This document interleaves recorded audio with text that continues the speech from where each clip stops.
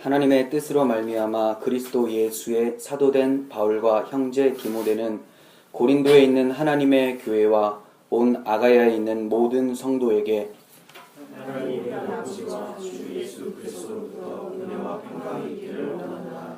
찬송하리로다. 그는 우리 주 예수 그리스도의 하나님이시요 자비의 아버지시요 모든 위로의 하나님이시며 우리의 모든 하나님 중에서 우리를 이루하사 우리로 하여금 하나님께 받는 이로서 모든 하나님 중에 있는 자들을 능히 이루하게 하시는 이시로다.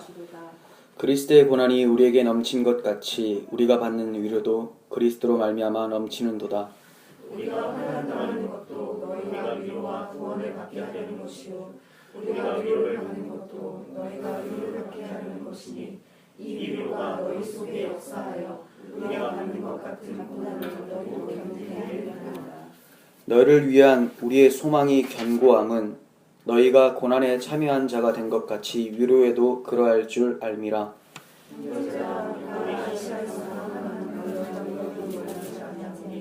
힘에 겹도록 심한 고난을 당하여 살 수만까지 끊어지고 우리는 우리 자신이 사형 선고를 받은 줄 알았으니 이는 우리로 자기를 의지하지 말고 오직 죽은 자를 다시 살리시는 하나님만 의지하게 하려 하심이라. 그와 같이 그 상황에서 우리를 건지시고 또 건지실 것이며 이 교회도 건지시기를 그에게 바라노라. 함께요. 너희도 우리를 위하여 간구함으로 도우라. 이는 우리가 많은 사람의 기도로 얻은 은사로 말미암아 많은 사람이 우리를 위하여 감사하게 하려 함이라. 아멘. 교회에는 여러 가지 일들이 자주 발생합니다. 그 이유는 마귀가 쉬지 않는 까닭이고 아직 하나님의 나라가 완성되지 않아서 만들어지는 과정 가운데 있기 때문에 그렇습니다. 이러한 여러 가지 일들 속에서 하나님은 하나님의 나라를 어떻게 만들어 가시고 성도들에게 어떻게 역사하시는지에 대해서 오늘 본문을 통해서 살펴보려고 합니다. 1절을 보시면 하나님의 뜻으로 말미암아 그리스도 예수의 사도된 바울과 형제 디모데는 하면서 시작을 하고 있어요.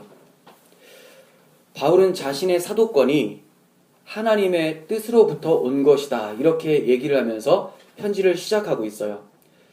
그 이유는 고린도 교회가 사도 바울의 사도권을 의심하기 시작했기 때문에 그래요. 고린도 교회는 자신이 1년 반이나 목회를 했었던 지역인데도 교회인데도 불구하고 왜 의심을 하기 시작했을까요? 유대 기독교인들 중에서 어떤 자들이 고린도 교회로 내려와서 사도 바울의 사도권에 대해서 부정하면서 이간질을 시켰기 때문에 그래요. 이 사람들이 왜 사도 바울을 공격했을까요? 왜 사도권을 인정하지 않으려고 했을까요? 바로 할례라는 것 때문에 그래요. 할례가 무엇입니까? 하나님께서 선택한 백성, 이스라엘 백성들은 반드시 받아야 되는 의식이었죠. 그러니까 할례를 받은 자들은 이스라엘 백성, 하나님의 백성이라는 거예요. 할례를 받지 못한 사람들은 이방인, 하나님께 버림받은 자들. 이스라엘 사람이면서 기독교인이 된 이 유대 기독교인들은 예수 믿으면 구원받는다라는 말은 믿고 있었지만 그 예수 그리스도를 하나님이 주신 대상은 우리 이스라엘 민족에게만 해당된다라고 생각을 했던 거예요. 그래서 너희들이 이방인들, 이 로마에 있는 사람들이나 고린도에 있는 이 사람들이 예수를 믿어서 구원을 받으려면 그 구원의 효력이 발생하려면 할례를 받고 이스라엘로 편입되어야지만 구원이 효력이 생긴다 이렇게 얘기를 했던 거죠. 근데 사도 바울이 전한 복음은 무엇이었습니까? 그런 거 상관없이 유대인이나 이방인이나 그리스도 안에서 통일되었다 이렇게 얘기해요. 한 세 사람을 이루었다. 즉 예수 그리스도 안에 있는 자들이 진짜 영적 이스라엘인 거지 할례를 받고 표면적으로 이스라엘이 되는 것은 아무 상관이 없는 것이다. 이렇게 말씀을 하고 있는 것이죠. 그러니까 이러한 사도 바울의 복음에 반대하는 할례 의식을 내기 위해서 사도권을 떨어뜨리려고 했던 거예요. 그리고 자신들이 주장하는 다른 복음을 고린도 교회에 뿌리를 내리려고 했었던 것이죠. 이러한 공격이 먹히는 이유도 사도 바울이 이 사도가 된 배경이 특별하기 때문에 그렇습니다. 사도는 예수님께서 함께 거하시면서 그들에게 가르쳤던 제자들 안에서 국한되어 있었어요. 12명의 제자들이었죠. 그런데 이 사도 바울은 특이하게 예수님의 사도가 됩니다. 사도행전 9장에 나타나는 이야기인데, 사도 바울이 예수님을 믿기 전에 예루살렘에 기독교 박해하러 가고 있었는데 다메섹이라는 도상에서 예수님을 만나게 돼요. 그리고 주님께서 하시는 말씀이 나는 네가 박해하는 예수다 이렇게 말씀을 하세요. 그리고 눈을 멀게 하십니다.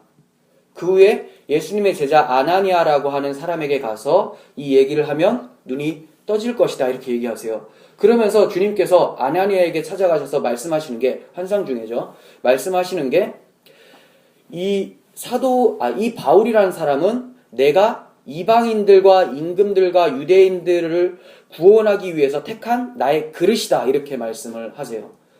그러니까 주님께서 살아 계실 때, 이 땅에 육신으로 살아 계실 때 세웠던 사도가 아니기 때문에 특별히 다메섹 도상에서 주님께서 환상 가운데 만나 주셨기 때문에 아무도 본 사람이 없어요. 그러니까 자기 혼자 사도라고 주장하고 나올 수도 있잖아요. 그런 사람들이 많았거든요. 그러니까 이 사도 바울의 사도권에 대해서 좀 흔들리기 시작했던 것이죠. 그렇다면 사도가 갖는 권위가 무엇이기에 사도 바울이 이렇게 사도권을 입증하려고 할까요? 말씀드렸다시피 사도는 주님이 세운다고 했잖아요. 주님의 편지로서 주님의 권위를 갖는 자들이에요.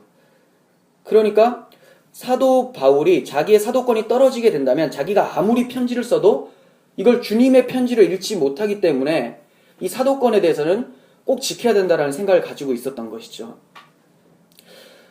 우리는 지금 고린도 후서를 보고 있습니다. 그렇다면 사도 바울이 쓴 것이기 때문에 주님의 편지라고 이해하는 것이 좋습니다. 우리가 성경을 볼 때에는 서신서를 볼 때에도 누구의 편지 이렇게 보시기보다는 이게 주님의 편지라고 우리에게 향한 주님의 마음이라고 생각하신다면 더 감회가 새로울 것입니다. 2절 하반부에서 사도 바울이 이렇게 인사를 합니다. 은혜와 평강이 있기를 원하노라. 그런데 과연 사도 바울과 디모데가 이렇게 남을 축복할 여유가 있는 상황이었을까요? 그렇지가 않아요. 사도 바울의 삶을 보면 외부적으로는 기독교 박해, 탄압 때문에 육체적 고난을 당했었던 사람이고 지금 내부적으로는 고린도 교회, 자기가 목회했었던 교회에서 인정받지 못하고 있었던 굉장히 어려운 상황이었어요. 그럼에도 불구하고 은혜와 평강이 있기를 원하노라 하면서 축복을 구하고 있는 거죠. 어떻게 그럴 수가 있을까요?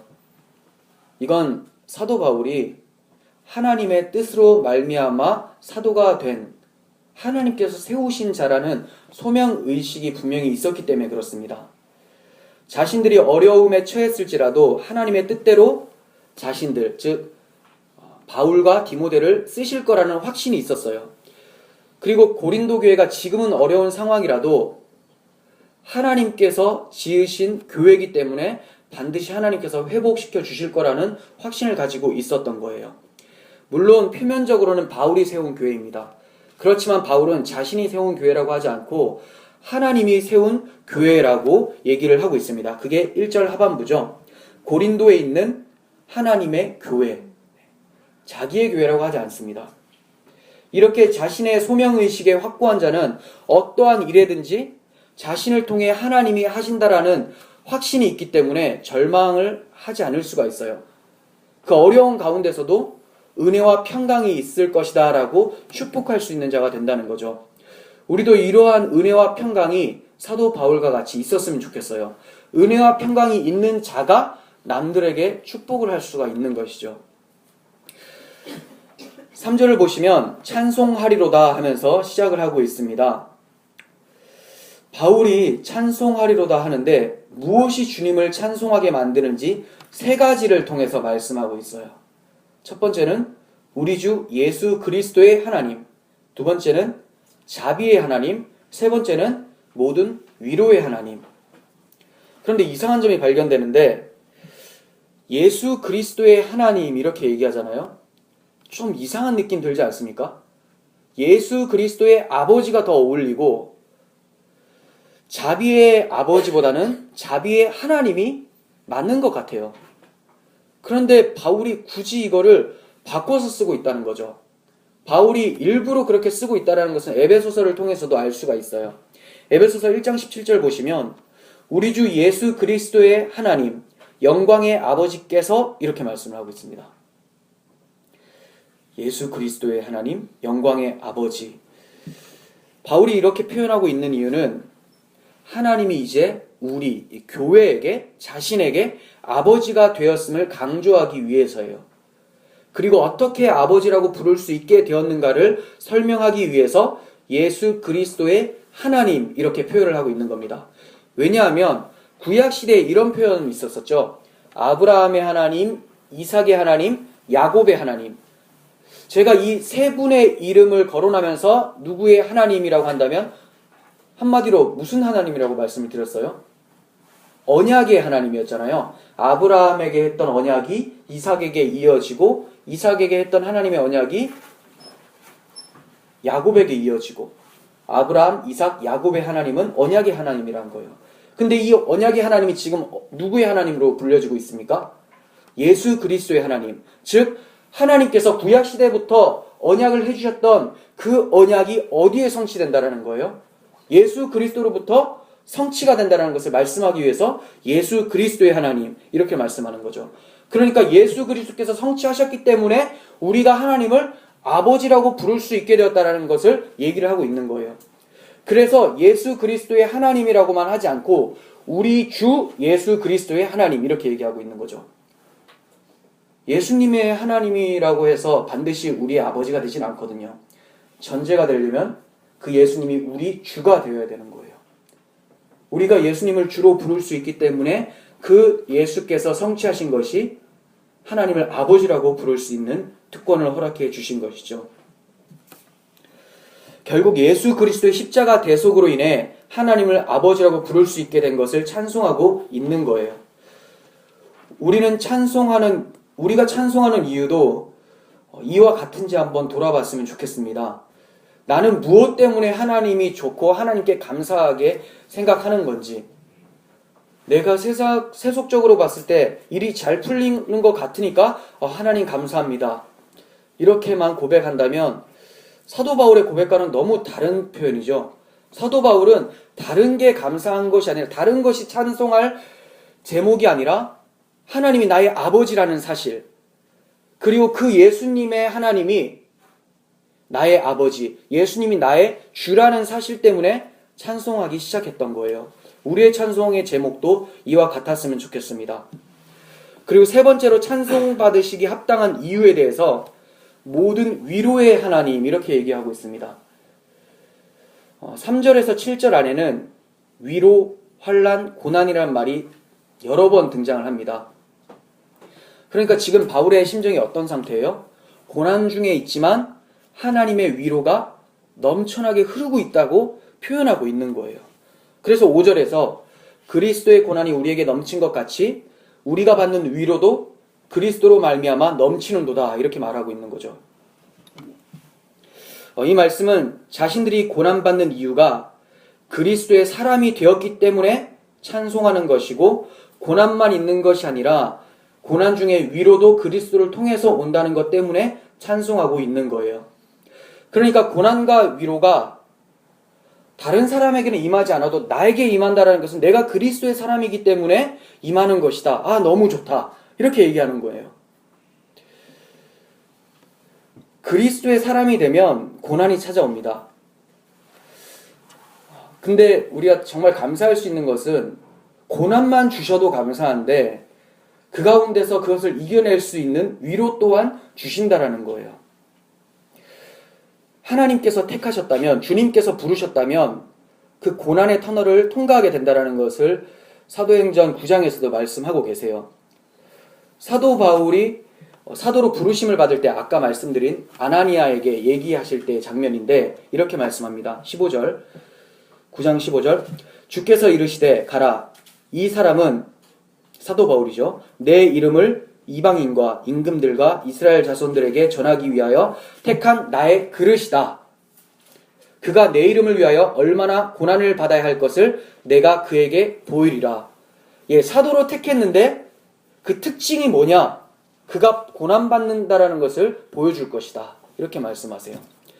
우리들이 예수님의 제자로 부르심을 받았다면 우리에게 고난은 당연히 임합니다. 하지만 여기서 좌절할 필요가 없는 것이 고난이 넘친 것처럼 위로도 우리에게 넘친다고 얘기를 하고 있습니다. 고난과 위로가 그리스도로부터 찾아온다는 바울의 말이 우리가 더욱 생각해 봐야 될 이유가 되는데, 우리는 과연 무엇 때문에 고난을 받고 무엇으로부터 위로를 받고 있는지 생각해 봤으면 좋겠어요. 그리스도로부터 고난을 받는 것이 아니라, 그리스도 때문에 고난받는 것이 아니라 나의 세속적인 생각들, 나의 불찰들로 인해서 고난받고 있다면 회개해야 되는 것이죠. 그리고 내가 고난받는 것이 세속적인 불찰된 나의 모습 때문인데도 불구하고 그것을 위로하기 위해서 세속적인 것을 가지고 또 위로를 하기 시작하는 것, 이거 정말 하나님 앞에서 큰 죄죠. 고난도 예수님 때문에 받아야 되고 위로도 예수님으로부터 받아야 되는 것이 성도예요. 성도의 안식은 우리를 사랑하시는 이로 말미암아, 다시 오실 이로 말미암아 찾아오는 것, 이게 바로 성도의 안식인 겁니다. 우리가 혹시 다른 곳에서 우리의 쉼을 찾고 있다면, 우리의 위로가 다른 곳에 향하고 있다면 완전히 바꾸셔야 돼요. 하나님께 위로받지 못하고 산다면 주님 오실 때 그 사람은 위로 못 받고 심판받게 됩니다. 왜냐하면 예수의 영이 있는 자들은 예수의 고난과 함께 예수의 위로도 이 세상에서 경험하면서 살게 되는 것이거든요. 바울은 자신이 넘치는 위로를 받는 목적에 대해서 이렇게 얘기를 합니다. 4절 보세요. 4절과 6절. 우리의 모든 환난 중에서 우리를 위로하사 우리로 하여금 하나님께 받는 위로로서 모든 환난 중에 있는 자들을 능히 위로하게 하시는 이시로다. 6절에서도 우리가 환난 당하는 것도 너희가 위로와 구원을 받게 하려 하는 것이요, 우리가 위로를 받는 것도 너희가 위로를 받게 하려는 것이니 이 위로가 너희 속에 역사하여 우리가 받는 것 같은 고난을 너희도 견디게 하느니라. 네, 자기가 받는 위로를 누구 때문에 위로받는다고 얘기해요? 교회를 위함이다, 이렇게 얘기해요. 우리는 뭔가 하나님께 위로를 받으면, 아, 그래도 하나님이 나를 사랑하셔서 그래도 내가 뭔가를 하나님 앞에 이쁨을 보였나? 이렇게 생각할 수도 있어요. 근데 사도 바울은 그 생각을 완전히 접어버려요. 자기가 위로받는 이유도 교회를 위해서라고 얘기를 해요. 자기 존재 이유가 교회를 위해서라는 거죠. 환난 중에 받는 위로마저도 자신이 차지하려고 하지 않고 환난 중에 있는 교회들을 위로하기 위한 통로다, 이렇게 얘기를 하고 있습니다. 여기서 주의 종된 자들의 중심을 보게 되죠. 참 많이 생각하게 되고 도전을 받았습니다. 하나님께서 저에게 고난을 통과할 수 있는 위로를 주시는데, 이 위로도 그냥 내 신앙생활 때문에 주신 것이 아니라 교회를 위로하기 위해서 주셨다라는 생각을 하면서 더 성숙한 목회자가 되어야 되겠다, 이런 생각을 했었어요. 여러분들에게도 마찬가지일 거예요. 하나님께서 여러분들에게 왜 위로를 주시느냐? 여러분들을 통해서 전도될 사람들, 여러분들 주변에 있는 하나님을 믿는 형제들을 위해서 여러분들에게 위로를 주고 계신다는 것. 예, 우리의 위로를 통해서 우리 이웃들이 위로를 받는 그런 은혜가 있었으면 좋겠습니다. 바울은 고린도 교회 내에 다른 복음을 전하는 자들로 인해서 고난을 받고 있는 성도들을 바라보면서 하나님의 위로가 반드시 있을 거라고 확신하면서 얘기를 합니다. 7절 보겠습니다. 너희를 위한 우리의 소망이 견고함은 너희가 고난에 참여한 자가 된 것 같이 위로에도 그러할 줄 알미라. 그러면서 자기의 경험을 들어서 증거를 해요. 나도 그랬다, 이런 거죠. 자, 8절 보세요. 형제들아, 우리가 아시아에서 당한 환난을 너희가 모르기를 원하지 아니하노니 힘에 겹도록 심한 고난을 당하며 살 소망까지 끊어지고 우리는 우리 자신이 사형 선고를 받은 줄 알았으니 이는 우리로 자기를 의지하지 말고 오직 죽은 자를 다시 살리시는 하나님만 의지하게 하려 하심이라. 네. 자신이 겪은 환난이 힘에 겹도록 심한 고난이라고 해요. 살 소망까지 끊어졌다라고 얘기를 했었어요. 참 놀랍죠? 바울은 뭔가 특별할 줄 알았는데 너무나 큰 고난이 닥쳐오니까 내가 죽고 싶었다. 내가 왜 사나? 이런 생각을 하게 됐대요. 우리와 동일하다는 것을 보면 참 도전받게 됩니다. 바울이 여기서 넘어지지 않고 어떻게 얘기합니까? 그런데 지나고 보니까 고난 중에서 무엇을 발견했냐면 그 고난을 통해서 나를 의지하지 않고 하나님만 의지할 수 있도록 만들기 위해서 하나님이 훈련으로 나에게 고난을 주신 거더라. 이렇게 얘기를 하고 있는 거예요. 그러니까 너희들이 교회들이 이렇게 고난에 처해 있다 할지라도 교회 분쟁이 일어나죠. 사도권 다 인정하지 않는 분위기로 흘러가고 다른 복음이 막 흘러 들어가고 있는 이 상황 가운데서도 하나님이 이러한 고난을 왜 주셨는가? 고난 중에 하나님께만 의지할 수 있는 교육용 도구로서 고난을 주셨다라는 거예요. 바울은 자신에게 닥친 환난의 이유가 하나님 밖에 의지할 곳이 없는 자로 만들어내기 위한 하나님의 훈련 계획이라는 것을 말씀하고 있습니다. 우리의 인생도 마찬가지입니다. 우리에게 고난이 종종 발생합니다. 물론 그 고난은 우리의 불찰들로 인한 고난이라면 우리는 그걸 우리 십자가라고 얘기하면 안 됩니다. 회개해야 할 제목이에요. 예수님 때문에 고난받는 것, 복음 때문에 고난받는 것, 교회는 이것 때문에 고난받고 있었어요. 복음을 지키고 있었는데 다른 복음을 가지고 들어온 자가 있었기 때문에 고난에 참여하게 된 것이죠. 우리 인생 속에서 이런 고난이 찾아왔지만 하나님께서는 그때마다 하나님을 더 의지하게 하기 위해서 우리에게 이것을 허락하신다는 것을 기억했으면 좋겠습니다. 우리 오늘 찬양 악보에 실린 글을 보면서 많이 놀랐는데 저는 한번 이 글을 소개했으면 좋겠습니다. 저도 굉장히 은혜 받으면서 읽었었던 책인데 새 언약의 비밀이라는 책 중에 실린 말씀인데요. 읽어보겠습니다. 자신의 연약함을 온전히 인식하는 경지에 이른다는 것은 쉽지 않다. 우리는 자신이 약하다고 믿지 않는다. 우리는 우리가 조금 더 열심히 하면 하나님을 기쁘게 할 수 있을 거라고 믿는다. 우리가 기도할 때에도 전적인 연약에 대해서 표현하지 않는다.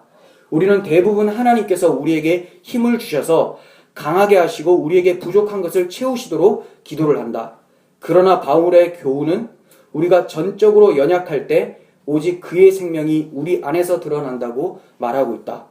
그러므로 우리의 연약함을 깨닫게 하는 고통은 복으로 간주되어야 한다. 그가 없이는 아무것도 할 수 없다는 인식이 우리를 생명으로 이끌기 때문이다. 네, 참 좋은 말씀을 잘 발췌해 주셨는데 고난은 하나님을 더욱더 의지할 수 있도록 하기 위한 하나님의 은혜의 통로라는 것을 믿으셨으면 좋겠습니다. 그런데 바울은 자신이 이 훈련 속에서 발견한 하나님에 대해서 죽은 자를 다시 살리시는 하나님이라고 묘사를 하고 있어요. 왜 그럴까요? 사람들은 죽음하면 끝났다 이렇게 생각을 해요. 죽음 곧 끝장 이렇게 생각을 하죠. 하지만 그리스도인들은 달라요. 죽음하면 새로운 생명으로 인도하는 문이라고 생각을 하죠. 새로운 시작이 되는 거예요.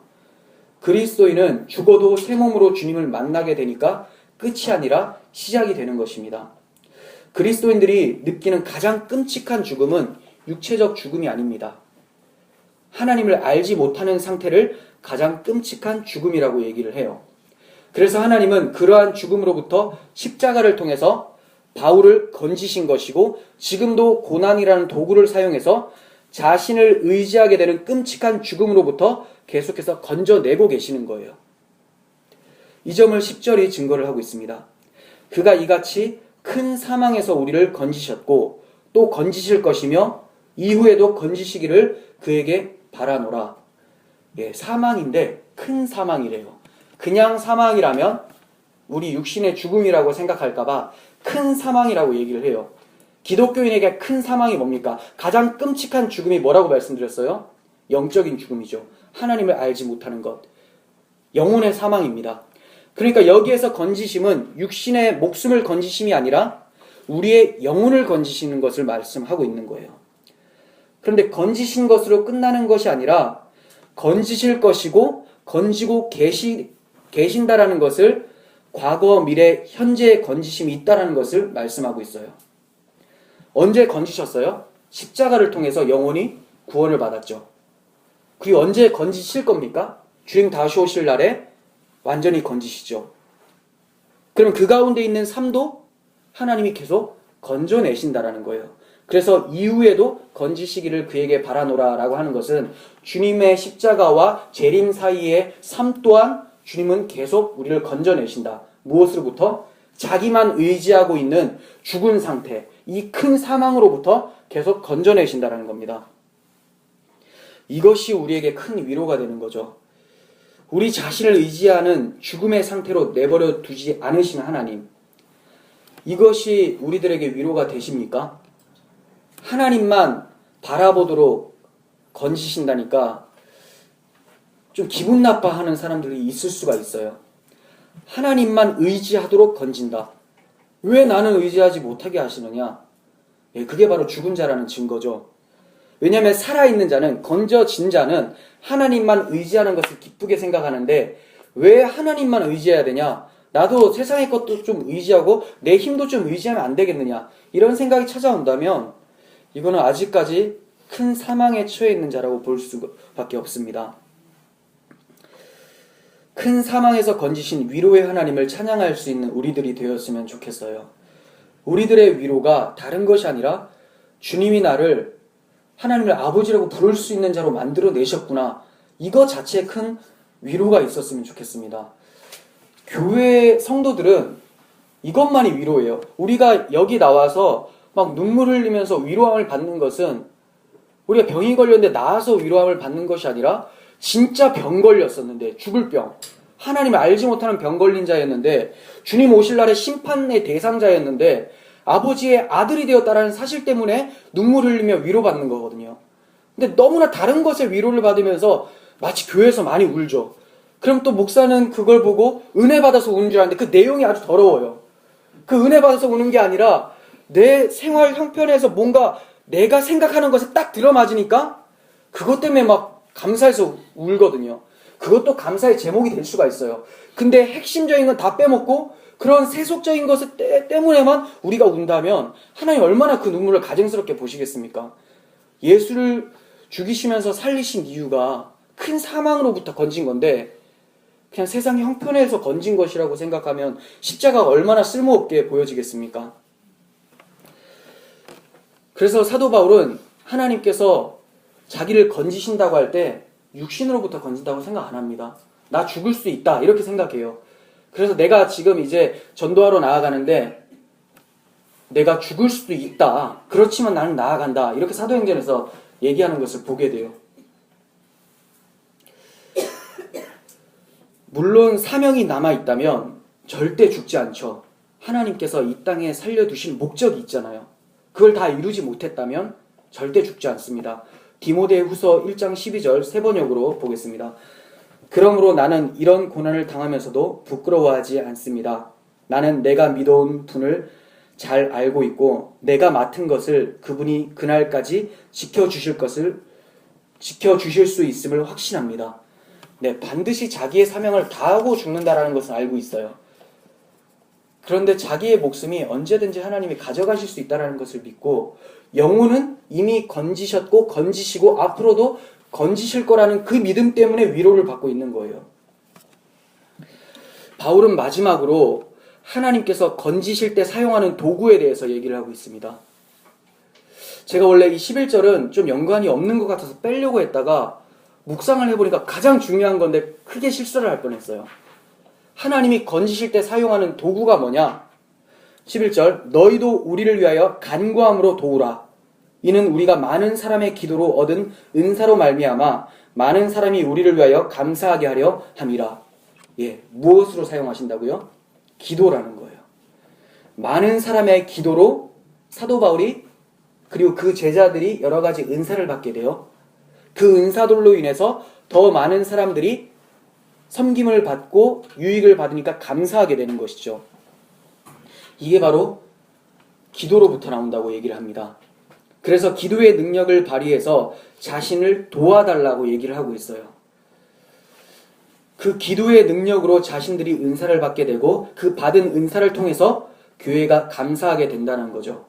즉 하나님이 기도를 통해서 각 사람과 교회를 건지신다라는 것을 사도 바울이 믿고 있는 거예요. 이처럼 기도는 영적 전쟁을 수행함에 있어서 강력한 무기입니다.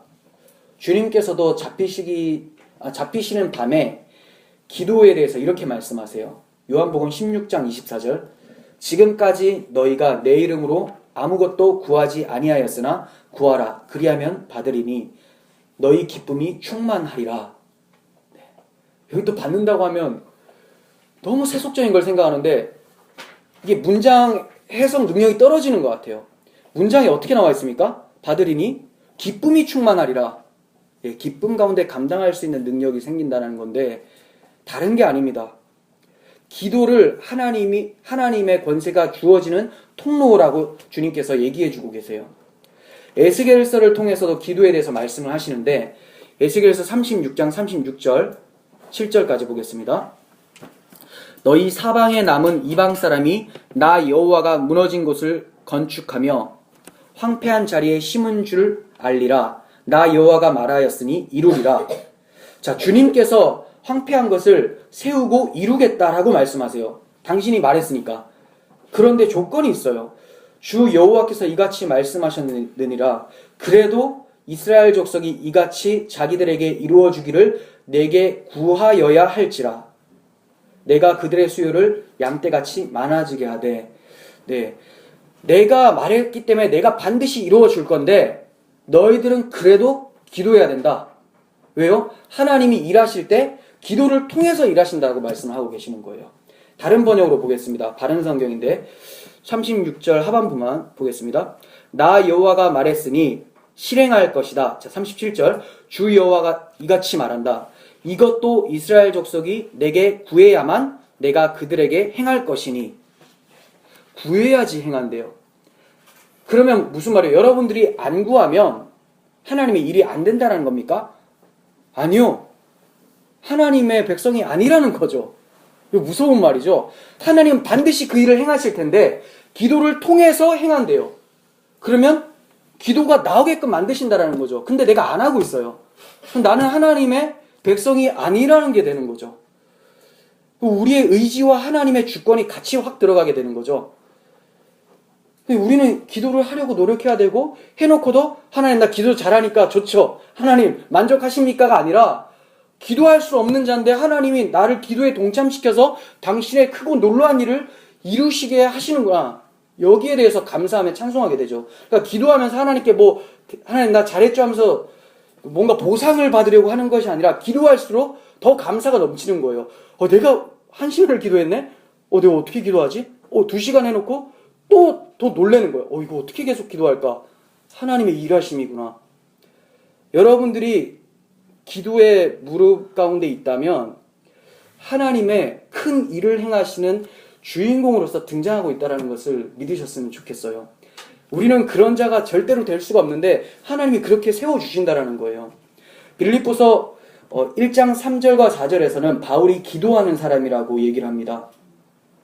그래서 바울이 감옥에 있어도 늘 바빴어요. 기도 때문에. 보겠습니다. 내가 너희를 생각할 때마다 나의 하나님께 감사하며 간구할 때마다 너희 무리를 위하여 기쁨으로 항상 간구함은. 지금 사도 바울 감옥에 있는 거거든요. 예, 앳빌 골몬이 옥중서신인데 감옥에 있을 때 특히 교회를 위해서 더 기도합니다. 골로새서 1장 3절 보겠습니다. 우리가 너희를 위해 기도할 때마다 하나님 곧 우리 주 예수 그리스도의 아버지께 감사하노라. 빌레몬서 1장 4절 내가 항상 내 하나님께 감사하고 기도할 때 너를 말함은. 네, 늘 기도를 해요. 기도의 능력을 아니까. 하나님이 건지실 때 기도를 사용하셔서 건지신다는 걸 아니까 늘 기도합니다. 쉬지 않습니다. 근데 기도만 하는 것이 아니라 기도의 능력을 아니까 기도 부탁도 자주 해요. 이 사람은 편지마다 기도 부탁하는 것을 보게 되는데 무엇을 위해서 기도를 부탁할까요? 사도 바울이 에베소서 6장 19절에 나와 있습니다. 또 나를 위하여 구할 것은 내게 말씀을 주사 나로 입을 열어 복음의 비밀을 담대하게 알리게 하옵소서 할 것이니. 네. 우리는 하나님이 영혼을 건지실 도구로 사용하시는 기도를 제대로 사용하고 있는지 물어봤으면 좋겠어요. 바울은 기도의 내용도, 기도를 부탁하는 제목도 다 교회를 위해서, 하나님 나라를 위해서 사용을 하고 있었던 거예요. 너무나 자기중심적인 기도 제목이 많습니다. 기도 부탁하는 제목도 다 자기중심이죠. 내가 뭐 어떠니 좀 기도 좀 해주세요. 근데 사도 바울 뭐라고 해요? 내가 교회를 위해서 더 잘 섬길 수 있도록 기도 좀 해주세요. 내가 복음을 잘 전할 수 있도록 기도해 주세요. 기도 제목의 레벨이 다르죠. 네. 하나님의 뜻대로 기도하는 것은 그의 나라와 그의 의를 구하는 기도예요. 무엇을 먹을까, 무엇을 입을까, 무엇을 마실까 하는 기도가 이방인들이 하는 기도라고 했죠. 무엇을 먹을까, 무엇을 입을까, 마실까. 다 누가 먹는 거예요? 자기예요. 자기중심적 기도. 그의 나라와 그의 의를 구하라. 이거 뭡니까? 이웃 사람들, 하나님의 나라, 복음 전파로 인해서 많은 영혼이 돌아오는 것. 이게 바로 하나님의 나라와 하나님의 뜻을 구하는 기도인 거죠. 우리의 기도가 좀 더 성숙하게 되었으면 좋겠어요. 기도를 하지도 않고 기도를 부탁하지도 않는 모습들을 많이 봅니다. 기도를 하게 돼도, 기도를 부탁하게 돼도 자기중심적으로 하는 기도를 많이 보게 돼요. 총체적 난국이죠. 한국교회가 여러 면에서 이런 모습이 있고 그 모습의 중심에 우리들의 모습이 있다라는 것이 가슴이 아픈 거예요. 정리하겠습니다. 우리들의 삶 속에, 교회 생활 속에서 고난이 있으십니까? 그 고난이 나의 세속적인 삶이나 불찰로 인한 고난이라면 우리는 회개해야 됩니다. 그러나 그리스도로 인해서 고난을 받는 거라면, 영적 전쟁 중에 있으신 거라면 영혼을 건지실 위로의 하나님을 기대하시면서 기도하셨으면 좋겠어요. 주님은 우리의 아버지시기 때문에 우리의 간구함을 들으시고 우리에게 넘치는 위로로 갚아주실 것입니다. 하나님은 우리 각자가, 우리 공동체가 스스로를 의지하는 영적 죽음에서 반드시 건져내시고 계신다는 것을 믿으셨으면 좋겠어요. 우리 안에서 착한 일을 시작하신 이가 그리스도의 예수의 날까지 반드시 이루실 줄을 내가 확신하노라. 사도 바울이 이렇게 얘기했습니다. 저도 확신합니다. 여러분들도 확신하시면서 자기 스스로를 의지하고 있는 이 죽음 가운데에서 하나님이 지금도 건져내시고 계신다는 것 기대하면서 함께 기도했으면 좋겠습니다. 하나님이 반드시 건져내실 것이지만 기억해야 될 게 있습니다. 그래도 구해야 할 것이니라. 네, 기도함으로써 큰 사망에서 건지시는 위로의 하나님을 항상 경험해 가는 우리 모두가 되기를 기도하겠습니다. 기도합니다. 하나님 아버지, 우리가 교회 생활을 하다 보면 여러 가지 어려움에 봉착하게 됩니다. 그 일들이 스스로를 의지하며 자기를 내세우려고 하는 잘못된 시도에서 출발한 것이라면 회개하게 하시고, 그럴 때마다 하나님께서 우리를 건져내실 것이라는 그 확신을 가지고 우리에게 주신 능력의 통로, 기도를 사용함으로써 위로의 하나님을 경험할 수 있도록 도와주시옵소서. 여러 가지 고난을 맛본 바울이지만 살 소망까지 끊어졌었지만 위로의 하나님의 건지심을 통해서 하나님을 더욱 의지하게 되었습니다. 우리 각자도, 우리 교회도 하나님을 더욱 의지하는 그런 고난을 맛보면서 그 가운데 하나님의 뜻을 발견하는 우리들이 되게 하여 주시옵소서. 위로의 하나님을 기대합니다. 예수님의 이름으로 기도합니다. 아멘.